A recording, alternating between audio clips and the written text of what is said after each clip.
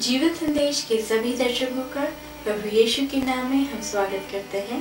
आज के दिन आपके लिए बहुत ही मंगलमय हो और वचन में लिखा है पहले पतरस 5:7 में अपनी सारी चिंता उसी पर डाल दो क्योंकि प्रभु यीशु आपकी चिंता करता है, इसलिए आप कभी भी निराश न हो।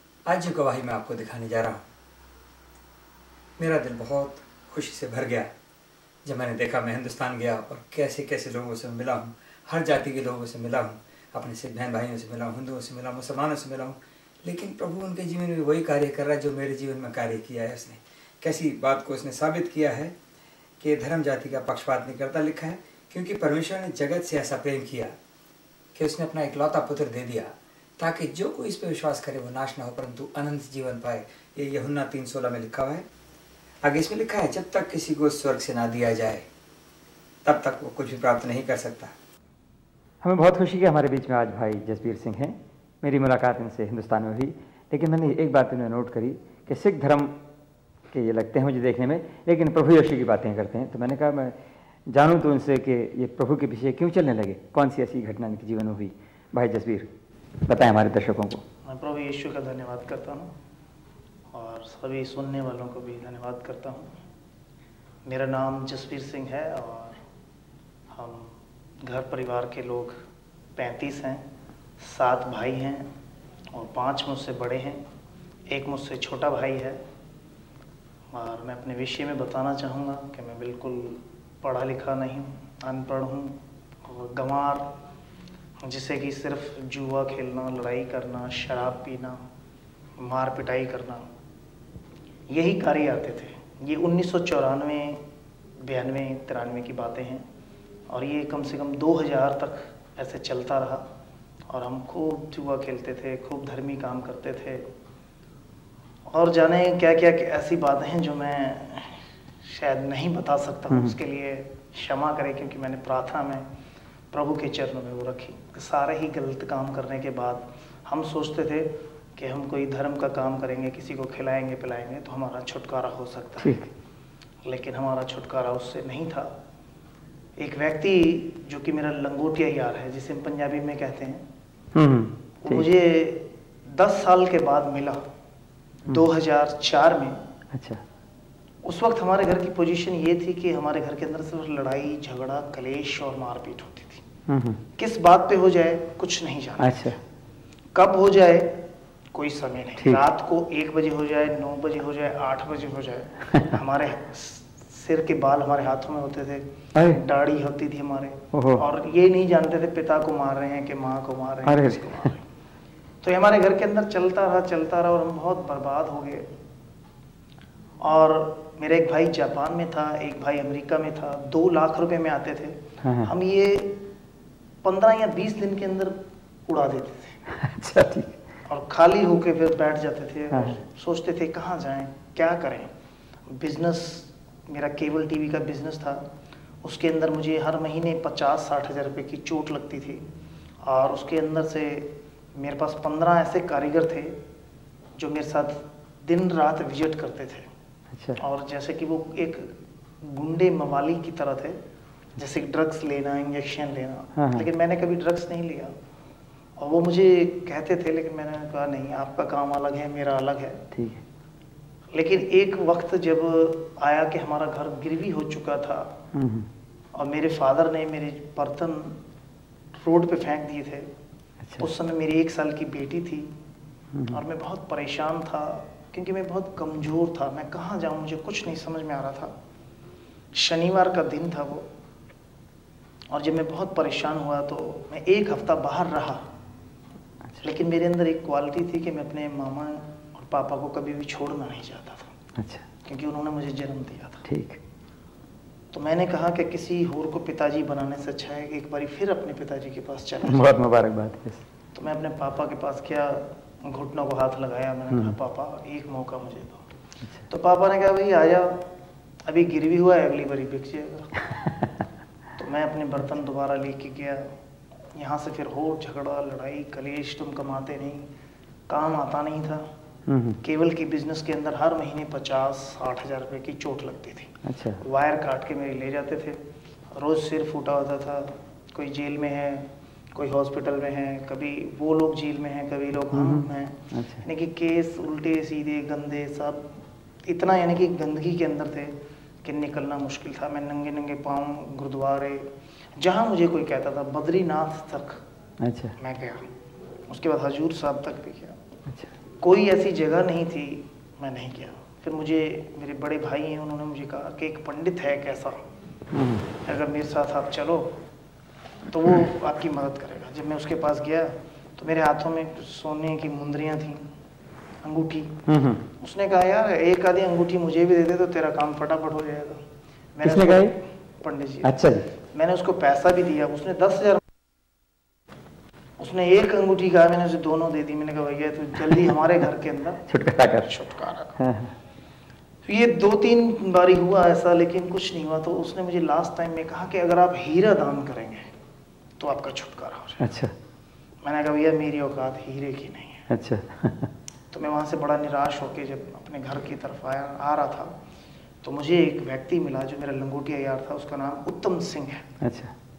वो 10 साल मुझसे इसलिए छूटा रहा क्योंकि उसने 1994 में प्रभु को ग्रहण कर लिया था। अच्छा। और 2004 में वो मुझे मिला, और मैंने कभी भी अपने घर में किसी भी व्यक्ति को इनवाइट नहीं किया। अच्छा। तो अंदर से आवाज़ आई कि उत्तम सिंह को घर बुलाओ। अच्छा। वो मुझे रोड पे मिला था, मैंने उससे कहा कि ब्रदर आप घर आए। और जब मैं वहाँ से निकला हूँ तो मैं बड़ा पछता रहा हूँ कि इस व्यक्ति को क्यों बुलाया, तो बेकार आदमी है। लेकिन आया घर तो वो मेरे जस्ट दूसरे दिन आ गया मेरे पीछे पीछे, और उसने मुझे कुछ बातें प्रभु की बताई, और जैसे वो बता रहा था मैंने उसकी गिरेबान को पकड़ लिया। अच्छा। कि हम तो गुरु को मानते हैं, देवियों को मानते हैं, तो ये किस धर्म नई चीज लेके आ गया। उसने कहा अगर आप यीशु के पास आओगे तो जो भी घर में दिक्कत है उसने सारी मुझे डिटेल में बता दी, कहता खत्म हो जाएगी। मैं हैरान हो गया कि ये मुझे 10 साल के बाद मिला, ये मेरे विषय में जानता कैसे। अच्छा। तो मुझे एक चर्च में ले गया, मतलब एक हॉल था वहाँ पे। वो इस कारण ले गया था कि उसने कहा कि मेरी बहन पंजाब से आई है और मैं उनके परिवार में सभी को मिला था, उनकी बहन को नहीं मिला था। एक्चुअली क्या, हम सिर्फ 7 भाई हैं, हमारी कोई सिस्टर नहीं है। अच्छा। तो मेरे दिल में बहुत तमन्ना थी कि मैं उनकी बहन से मिलूं। तो जब हम वहाँ गए तो चर्च के अंदर एक वचन लिखा हुआ था जो मती की पुस्तक में है, मती 11 अध्याय और उसकी 28 आयत में पढ़ देता हूँ, मैं पढ़ देता हूँ। अरे बोझ से थके मांदे मेरे पास आ, मैं तुझे आराम दूंगा। उसमें ऐसा लिखा है, सब बोझ से दबे हुए लोगों मेरे पास आओ, मैं तुम्हें विश्राम दूं। जैसे ये वचन मैंने पढ़ा तो मुझे क्या मेरी प्रॉब्लम दूर करेंगे। लेकिन उन्होंने 2-3 बारी पूछा और मैंने उन्हें बताना शुरू किया। मुझे ऐसे शॉट लगते थे, आवाज आ रही होगी माइक के अंदर। ये डेली मुझे 3-4 बार ऐसे झटके लगते थे। अच्छा। और मेरी जान उस समय निकल जाती थी। मेरे ऊपर कुछ ऐसा जादू था कि मैं, अगर जीसस ने प्राण नहीं दिए होते तो मैं मर जाता। और मेरे आंखों से पानी निकलता था और मेरी कमर को ऐसे लपेटते थे। मैं सिस्टर को बता रहा था। अच्छा। और मुझे इसके बीच में ऐसी सी बीमारियां लगी कि डॉक्टर ने अपने दोनों हाथ खड़े कर दिए। अच्छा। उसने कहा सरदार जी आप ठीक नहीं हो सकते हो, अच्छा। आपका मरना निश्चित है। मैं कुछ खा नहीं सकता था, कुछ पी नहीं सकता था, चल नहीं सकता था, जबकि मुझे सारे खेल खेलने आते हैं, क्रिकेट, फुटबॉल, हॉकी, शतरंज, जुआ, सब इसमें के अंदर माहिर था। लेकिन मुझे एक भी कदम उठाना बड़ा मुश्किल हो गया। और मुझे एक ऐसी बीमारी थी जिसे हम लूज मोशन जानते हैं। अच्छा। ये डॉक्टर को भी नहीं मालूम थी। अच्छा। लेकिन डॉक्टर मुझे बताता था इतनी बीमारी है, मैं किसका इलाज करूं। ओहो। उसका ट्रीटमेंट चलता रहा, लेकिन मुझे प्रॉब्लम से कोई भी छुटकारा नहीं। मैं 30 और 45 मिनट के अंदर में टॉयलेट मुझे जाना है, चाहे रात हो, चाहे दिन हो, चाहे मैं सो रहा हूँ, मुझे टॉयलेट के अंदर जाना ही है। ये 30 मिनट और 45 मिनट के अंदर? हाँ, एक दफा। अच्छा। यानी कि 30 मिनट में नहीं गया तो पानी की तरह टॉयलेट आता था। ओहो। चाहे मैं पानी पीऊं, चाहे ना पीऊं, चाहे खाना खाऊं, चाहे ना खाऊं, टॉयलेट में मुझे जरूर जाना है। अच्छा।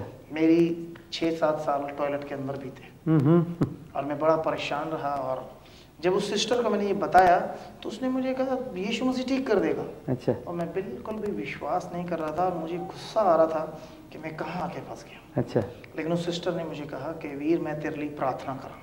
अच्छा। यानी कि पंजाबी में ऐसा है कि वीर मैं तेरे लिए अरदास करा। हाँ हाँ। तो मैंने कहा भी जो भी तुसी करो। करो, ठीक है। उन्हें मेरे सिर के ऊपर हाथ रखा, तो प्रार्थना की थी। की बोलिया, क्या बोला उसने मुझे नहीं पता लगा। अच्छा। और मैं बड़ा ही गुस्से में घर वापस आया। और जब मैं घर आया तो मैंने अपने आप को बड़ा ही हल्का महसूस पाया। अच्छा। वो जो शॉट लग रहे थे वो नहीं है। और अच्छा। मैंने अपनी वाइफ को बुलाया कि मैं क्या आप मेरे पास आए और मुझे खाना दें और मैं खाना खा के सोना चाहता हूँ। अच्छा। पहली बार मैंने 7-8 रोटियां खाई थी। अच्छा। उस रात को 19 जून 2004 शनिवार की बात है ये। हाँ हाँ। और जब मैं 6-7 रोटियां खा गया हूँ तो भी ऐसे लग रहा कि और भी खा जाऊँ। अच्छा। लेकिन मुझे थोड़ी सी ये प्रॉब्लम थी यार, रात को फिर वहाँ भी जाना है। ठीक है। लेकिन प्रभु का वो अनुग्रह मेरे पर उसी वक्त हुआ जिस वक्त उस सिस्टर ने मेरे ऊपर हाथ रखा। वो मैं अब जानता हूँ कि वो सिस्टर का नहीं, मेरे प्रभु यीशु का हाथ था। यस। और मैं सारी रात एकदम चैन से सोया।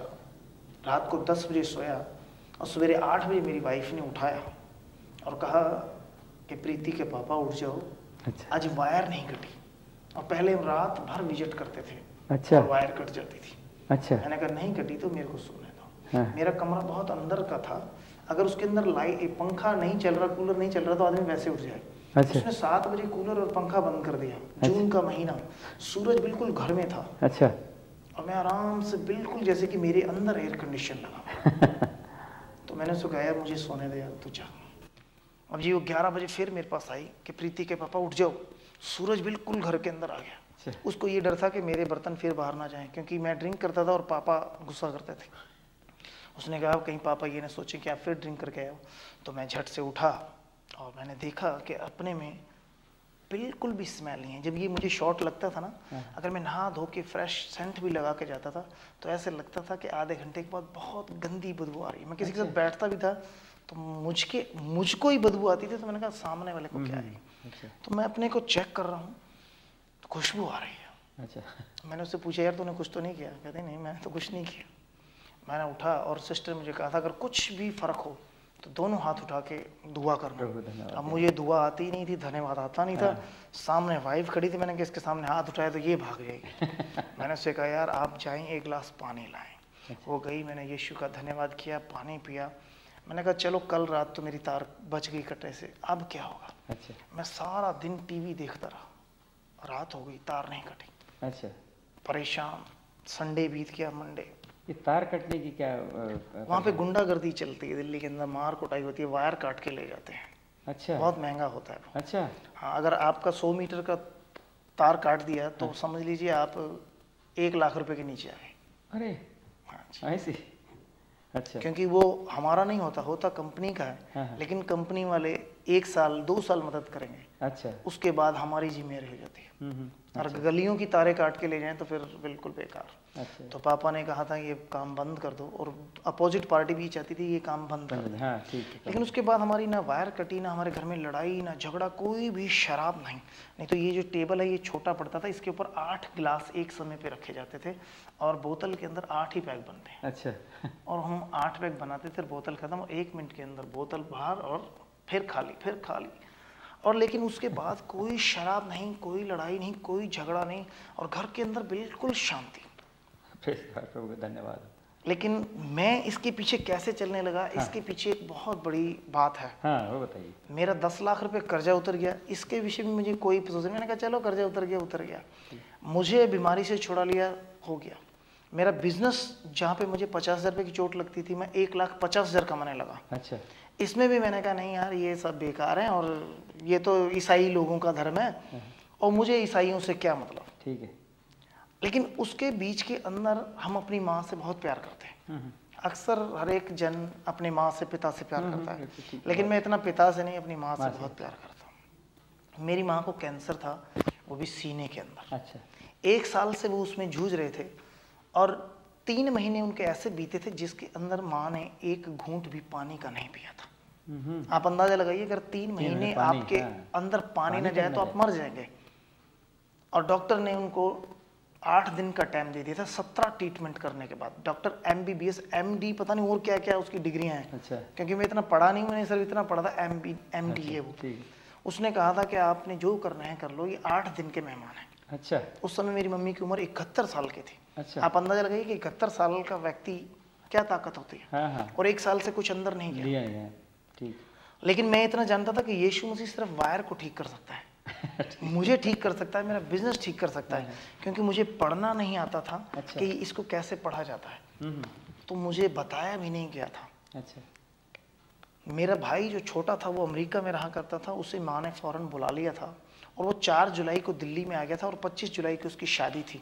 और 15 जुलाई को मैं कार्ड प्रिंट करा के ला रहा था और मेरी वाइफ ने बताया कि आपके बड़े ब्रदर मम्मी को फिर हॉस्पिटल लेके गए। अच्छा और मुझे इतना मालूम था कि अब जो मेरी माँ गई है ख़त्म हो जाएगी। अच्छा और 3 घंटे हो गए, मैं 9 बजे गया, 9 बजे बैठा था और 12 साढ़े 12 बज गए, माँ नहीं आई। अच्छा फिर एक ट्रीटमेंट हुआ और डॉक्टर ने 8 दिन का समय दिया और मैं अपने ड्राइंग रूम में बैठा हुआ इतना ज़बरदस्त रो रहा हूँ कि मुझे ये नहीं समझ में आ रहा मैं रो क्यों रहा हूँ। अच्छा और आवाज़ निकल रही, यीशु मसीह मेरी माँ को बचा, अच्छा यीशु मसीह मेरी माँ को बचा, यही वर्ड आ रहा है और कुछ नहीं आ रहा। अच्छा और मेरी मम्मी आए और आते ही मुझे बहुत सी गालियाँ दी। अच्छा इतनी गालियाँ दी कि अगर मैं एक भी इस समय आप लोगों को दूं अच्छा तो आप कहेंगे कि ये जो गवाही है बंद कर दीजिए। हाँ। और माँ ने कहा कि जो तूने धर्म बदला है इस कारण मैं परेशान हूँ, मैं बीमार हूँ। अच्छा तो माँ को मैंने बहुत समझाया लेकिन मेरी माँ नहीं मानी। पंजाबी में एक गाली है, मैं आप लोगों को देना चाहूँगा, मतलब सुनाना चाहूँगा। वो बहुत अच्छी गाली है। अच्छा। और मेरी माँ ने कहा कि तू मैनू क्यों लैके जाना है, हाँ। अपनी रन नू लैके जा जिड़ी मैं तेनू ब्याह के दिती। अच्छा तो जब ये बात मेरी माँ ने कही तो मैं बड़ा परेशान हुआ। मेरी वाइफ ने कहा कि तू मुझे भी गाली खिला रहा है यार, इधर आ जा। और मैं गया और मैं रो रहा था। मेरी वाइफ ने कहा खाना खाओ, मैंने कहा मैं नहीं खाऊंगा जब तक मेरी माँ ठीक नहीं होगी, क्योंकि 8 दिन का समय क्या करें, सभी भाई इधर उधर भाग रहे हैं, कोई रिजल्ट नहीं। मेरे छोटे भाई की शादी थी, बड़े जो मुझसे 5 भाई थे वो ये कहा करते थे कि जब तक हमें छोटा भाई कुछ पैसे नहीं देगा, अमेरिका से आया, तो हम शादी में शरीक नहीं होंगे। अच्छा। शादी के अंदर कोई नहीं आएगा। शादी के कार्ड प्रिंट थे, मेरी माँ कहती आप नहीं जाओगे। अच्छा। गाली देके, मैं तो आप कह रहा हूँ ना, वो हाँ, क्या कहती थी मैं आपको ठीक बता है। नहीं सकता हूँ। ठीक ठीक। मैंने कहा माँ मैं नहीं जाऊँगा। तो आप लोग तो रिश्तेदार को जानते नहीं, छोटा भाई 7.5 साल अमेरिका से आया और उससे किसी के घर नहीं मालूम। 5 भाई कहते हैं मुझे 2-2 लाख रुपए दो, तो वो तो 4 लाख रुपए लेके आया, उसमें शादी हो जाएगी, यही बड़ी बात है। लेकिन माँ ने फिर कहा कि तू नहीं जाएगा, बहुत सी गालियाँ दी और मैं अपने कमरे में गया और मैंने कहा कार्ड फेंक दिया। लेकिन माँ ने कहा कि बेटा तू नहीं जाएगा तो फिर जाएगा कौन। मैंने दुआ की और कार्डों को उठाया और माँ मेरे साथ चली। अच्छा। किस लिए चली कि हमारी बहन नहीं है, बहन को हमने कार्ड दिया और माँ कहती मैं यहाँ बैठूंगी, तू बाकी रिश्तेदारों को बांटा। मेरी माँ एक बात से डरती थी क्योंकि मैंने सभी को यीशु मसीह का नाम 15 दिन के अंदर बता दिया था। अच्छा। और वो लोग कहते थे कि हम तेरी गर्दन काट के फेंक देंगे। अच्छा। और माँ मुझसे डरा करती थी कि तेरे को कब मार देंगे कोई नहीं जानता, इसीलिए वो मुझे कार्ड बांट लेके नहीं भेज रही थी। अच्छा। लेकिन जहाँ हम गए थे उसके जस्ट बगल में ही चर्च था और मैंने माँ को कहा, मैंने कहा माँ अगर आप एक बारी उस चर्च में भी चलें तो आप ठीक हो जाएंगे। मेरी माँ ने मुझे वहाँ बहुत सी गालियाँ दी। अच्छा। तो मैंने कहा ठीक है, बहन के सामने भी गालियाँ खाई और मैं रोता हुआ फिर आगे चला। तो चौराहे के ऊपर मैंने एक बार फिर माँ को कहा, मैंने कहा जस्ट 1 मिनट का रास्ता है। तो माँ ने मुझे बहुत गालियाँ फिर दी और मुझे कहा कि अभी तेरे दूध के दांत नहीं टूटे हैं। अच्छा। तू नहीं जानता ये लोग क्या घोल के पिला देते हैं और अपना बना लेते हैं। अच्छा। तो मेरी माँ ने मुझे कहा कि बेटे हमारी बेटियों की, भाभी की, लड़कियों की, लड़कों की शादी कैसे होगी, तू तो ईसाई बन गया है। हाँ। और मुझे नहीं मालूम था मैं क्या बनाऊँ, मुझे अभी तक भी नहीं पता मैं क्या बनाऊँ या क्या नहीं बनाऊँ। इसके विषय में मैं अभी भी नहीं जानता हूँ, सिर्फ मैं यीशु के पीछे चलता हूँ। तो माँ ने देखो मुझे भाई, ये जो ईसाई जो बोलते हैं ना, जिन्हें मसीह लोग कहते हैं, क्रिश्चियन कहते हैं, ये धर्म नहीं है, बल्कि क्रिश्चियन का मतलब होता है जो क्राइस्ट के पीछे चल रहे हैं, उसके चेले बन गए हैं, उसकी आज्ञा को मानते हैं। बस धर्म नहीं बदलता प्रभु, तो बल्कि अधर्म बदलता है। माँ ने मुझे जब कहा तो मैंने माँ को कहा कि अच्छा मैं आपकी बात मान लूँगा, लेकिन कहीं से मुझे कुछ मिल जाता तो मैं उसे छोड़ता नहीं। हाँ हाँ। माँ को मैंने कहा कि आप उस सिस्टर को 4-5 गाली दे दो, उसका और मेरा रिलेशन टूट जाएगा। अच्छा। माँ ने कहा चलो। अच्छा। प्रार्थना कराने के लिए नहीं गई, अरदास कराने के लिए नहीं गई, लेकिन गाली देने के लिए मेरी माँ चल पड़े। अच्छा। और दरवाज़ा बजाया, अभी दरवाज़ा खोला भी नहीं था सिस्टर ने, और 60-70 ऐसी सी गाली दी कि एक भी अगर मैं आपको सुना दूँ तो आपके रोंगटे खड़े हो जाएंगे। अच्छा। मैं जाके चेयर पे बैठा और माँ ने ऐसी ऐसी गालियाँ दी थी जो शायद मती 5:11 के अंदर हैं। हाँ हाँ। आप लोग अब चाहें तो पढ़ सकते हैं, मती 5वें अध्याय अच्छा। और उसकी 11 आयत में लिखा है। ठीक है, पढ़ता हूँ। और ऐसी सी गालियों के विषय में मैंने माँ को कहा कि माँ ऐसा कुछ नहीं है। माँ ने कहा अगर मैं बेटा इसको ऐसी गाली नहीं दूंगी तो ये तेरा पीछा नहीं छोड़। देखो इसमें ऐसे लिखा है, धन्य हो तुम जब लोग मेरे कारण तुम्हारी निंदा करें, तुम्हें यातना दें और झूठ बोल बोल कर तुम्हारे विरुद्ध सब प्रकार की बातें कहें। सब प्रकार की बातें उस लड़की की और मेरे विषय में कहा था, जबकि मैं उसको जानता नहीं हूँ। अच्छा। जबकि वो पहले से ऑलरेडी मेरी बहन है। हाँ हाँ। लेकिन माँ ने कहा अगर मैं ऐसी गाली नहीं दूंगी तो ये तुझे छोड़ेंगे। अच्छा। लेकिन मैं रो रहा था अच्छा। और वो लड़की भी रो रही थी। मेरी माँ ने कहा उठ जसवीर खड़ा हो, ए की ठीक करेगी, मैं इन्हू ठीक कर देता। अच्छा ठीक। तो मैं खड़ा होने लगा तो मेरी सिस्टर ने मेरी माँ का हाथ पकड़ा और कहा कि माँ तू बह जा, मैं तेरे वास्ते अरदास करांगी। माँ ने आख्या कि इन्नियां गालां खान दे बाद बेवकूफ कुड़ी तेन समझ नहीं आया। हाँ हाँ। और कुड़ी ने आख्या कि माँ तेरा काम ते गालां कढ़ना है, हाँ। मेरा काम अरदास करना है। ठीक है। मेरी माँ बैठी, उन्हें लस्सी का गिलास सीगा पानी का ब्लैस किया और मेरी माँ ਨੂੰ फड़ाया और 1-2-3 घुटां दे अंदर मेरी माँ ने वो पानी पीता। और मैं प्रार्थना कर रहा सीगा और मेरी माँ ने मेरा गोडा हिला के आख्या कि जसवीर जो इत्थे दर्द सी वो चला गया। और उस दिहाड़ी विच सारे पिंड दे विच, मतलब दिल्ली शहर है, उत्थे एक पिंड है नीलोठी गांव जिन्हों आपां कहंदे आ, ਉਹਦੇ ਵਿੱਚ बाहर इधर उधर 4 घंटे मेरी माँ मेरे नाल बाइक ते रही और सारे कार्ड को हमने बांटा और कुछ रह गए। और मेरी माँ रात को 7 बजे मेरे पास वापस घर आए और मेरी माँ ने पहली बार 3 महीने के बाद 3 रोटियां खाई। अच्छा। और चावल खाए। अच्छा। और हम 35 के 35 लोग ठीक घर के अंदर मौजूद। अच्छा। उसके बाद मैंने कहा कि इसके अंदर कोई बात है, लेकिन मैं प्रेयर कर रहा था और मुझे यीशु मसीह ने कहा कि बेटा तू वचन उठा, लोगों को बता। मैंने कहा प्रभु मुझे पढ़ना नहीं आता। प्रभु ने कहा पढ़। मैं पढ़ने लगा फटाफट, ऐसे पढ़ रहा था कि इससे पहले कोई किताब नहीं पढ़ी? नहीं, थोड़ा थोड़ा सा पढ़ ले। अच्छा। मैं 5th फेल हूँ, वो भी हिंदी के अंदर। अच्छा, ठीक। और मुझे इसी के विषय में स्कूल से निकाल दिया गया था। अच्छा। उसके बाद मैंने पढ़ना शुरू किया। प्रभु ने कहा बता लोगों को। मैंने कहा प्रभु मैं जान दे सकता हूँ, बता नहीं सकता। ठीक। हमारे घर में कर्जा, बीमारी, परेशानी, रोग, समस्याएं, सब कुछ खत्म हो गया। अच्छा। मेरी भाभीियों को 500 शुगर था। अच्छा। एक मिनट में खत्म हुआ। मेरे भाई ड्रग्स लेते थे, नशा करते थे, कर्जा, बीमारी, गाली गलौज ऐसे खत्म हो गया जैसे कुछ था ही नहीं। आज उस घर के अंदर प्रभु यीशु मसीह का सत्संग होता है। उसके बाद मेरे पास दिल्ली के अंदर 7 ऐसे सत्संग हॉल हैं जो कि मैंने कभी ना खुद खरीदी ना कुछ लोगों ने मुझे दिए हैं, और वहाँ पे मैं सेवा करता हूँ। दिन रात मैं ही सिर्फ यीशु मसीह की सेवा करता हूँ। और प्रभु ने मुझे कहा कि मैं तुझे कभी अकेला नहीं छोड़ूंगा। प्रभु का धन्यवाद। और हर समय मेरे साथ प्रभु बोलता है, बातचीत करता है। इस समय भी जो आपने सुना है वो प्रभु यीशु मसीह का आत्मा ही आप लोगों को बता रहा है। और मैं प्रभु का धन्यवाद करता हूँ और अपनी सारी बातें यहीं समाप्त करता हूँ।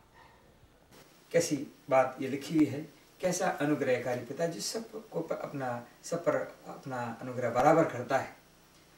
और इसीलिए ये जो लिखा है कि विश्वास करने वाले के लिए, ये विश्वास करने वाले कौन है? जिन्होंने यीशु मसीह को कह दिया प्रभु यीशु तू मेरा मुक्तिदाता है, मेरे पापों को क्षमा कर, मुझे अपनी राह में चला। जो प्रार्थना मैं अक्सर करवाता हूँ, इसमें यहाँ लिखा है आगे, और विश्वास करने वालों में ये चिन्ह दिखाई देंगे। ये मरकुस 16 और उसके 17-18 पद में लिखा है। और विश्वास करने वालों में ये चिन्ह दिखाई देंगे कि वे नाम से दुष्ट आत्माओं को निकालेंगे। दुष्ट आत्माओं के ऊपर प्रभु आपको अधिकार दे देता है। मैंने जसबीर भाई को यहाँ देखा और लोगों को यहाँ देखा कि कैसे ये इनके यहाँ लोग लेके आते थे लोगों को जो दुष्ट आत्माओं से भरे थे, और कैसे एक हुक्म से दुष्ट आत्माएं भाग के चली जाती थी। एक ही नाम दिया गया है, वो यीशु मसीह है, और उसी के नाम से दुष्ट आत्माएं निकलती हैं। और इसमें ये लिखा है विश्वास करने वालों में ये चिन्ह दिखाई देंगे कि मेरे नाम से दुष्ट आत्मा निकालेंगे। आप इस बात को देखें कि अगर आप किसी के लिए प्रार्थना करते हैं, एक्चुअली दुष्ट आत्मा ही बीमारी लेके आती हैं, और जब हम प्रार्थना करते हैं, डांटते हैं दुष्ट आत्माओं को, तो छोड़ के चली जाती, तो बीमारी भी साथ उनके चली जाती है। इसी तरह लिखा है इसमें कि कैसे बीमार दुष्ट आत्माओं को निकालेंगे तथा नई नई भाषाएं बोलेंगे, वे सांपों को उठा लेंगे, यदि प्राणनाश भी पी जाएं तो उनकी कोई हानि ना होगी, और वे बीमारों पर हाथ रखेंगे और लोग चंगे हो जाएंगे। कैसी मुबारक बात है। आप सोच के तो देखें, अगर आप किसी बीमार के लिए दुआ करते हैं और वो चंगा हो जाए, क्या आपका दिल खुशी से ना भर जाएगा? इसीलिए मेरा दिल भी खुशी से भरा रहता है जब मैं यहाँ से प्रार्थना करता हूँ, जो मुझे रिपोर्ट मिलती है कि कैसे प्रभु ने अनुग्रह किया है। मैं प्रभु का धन्यवाद देता हूँ। आप जो प्रोग्राम देख रहे हैं बहुत मुबारक हैं। आपका भी रिश्ता प्रभु से हो सकता है। आप भी जसबीर भाई और लोगों की तरह जो विश्वासी जन हैं, आपको प्रभु सामर्थ्य दे सकता है। आपको धर्म बदलने की जरूरत नहीं है। इन्होंने अपना पहरावा नहीं बदला, नाम नहीं बदला, लेकिन प्रभु ने इनका जीवन बदल दिया।